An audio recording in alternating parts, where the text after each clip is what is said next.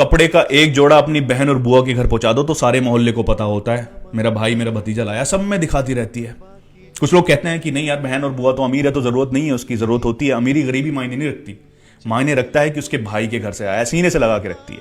जब उसके घर जाते हैं ना हम, तो सच में एहसास होता है कि हाँ हम मेहमान हैं। इतनी खुशी उसके चेहरे से दिखती है। मैं दुआ करता हूं कि भाइयों के चेहरे पर भी बहनों के आने पर इतनी खुशी हुआ करे। सारे मोहल्ले को पता चलता है कि उसका भतीजा आया है। कहीं कामयाब अगर हो गया ना तो फिर गांव में, अब तुम्हारे गांव में बाद में पता लगेगा, पहले उसके गांव में पता लग जाएगा कि हाँ उसका भतीजा कामयाब हुआ है।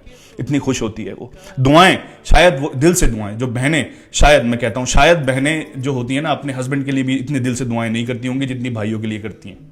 तो फिर क्यों हमारे चेहरों पर इतनी खुशी नहीं होती? बुआ ऐसी, बहन ऐसी, वो आ गई तो बोझ लगने लगती है। बोझ किस बात की? अरे जिस हिस्से में तुम रह रहे हो ना, जो तुम्हारे बाप का हिस्सा है, उसमें उस बुआ का, उस बहन का भी हिस्सा है जो माफ करके गई है। तो कोई एहसान नहीं कर रहे हो। जिस घर में तुम रह रहे हो उसका कोना कोना उसने अपने हाथों से संवारा होता है। तो फिर बहन पर, बुआ पर, एक त्योहार पर अगर उसे कपड़े का जोड़ा भेज रहे हो तो एहसान नहीं कर रहे। उसके आने पर अगर खुश हो रहे हो तब भी एहसान नहीं कर रहे, क्योंकि उसका हक बनता है, उसका घर है ये। कुछ लोगों ने बना लिया कि बुआ आती है, बहन आती है, ये लेकर जाती है, वो जाती है। कुछ नहीं लेकर जाती। जब वो आती है तो रहमत लेकर जाती है, और जब जाती है तो कितने सारे बवाल और बलाएं तुम्हारी लेकर चली जाती है तुम्हारे घर से। हर एक बाप का और भाई का यह हक बनता है कि बहन के बेटी के सर पे हाथ रखा रहे, और उसे एहसास ना होने दे कि जिस घर के कोने कोने में बड़े होकर वो उसे जिससे छोड़कर गई है वो छूटा नहीं है। वो घर उसका अभी भी है, जब चाहे जब आ सकती है, और हर बार आने पर इतनी ही खुशी होगी जितनी खुशी हमारे जाने पर वो करती है।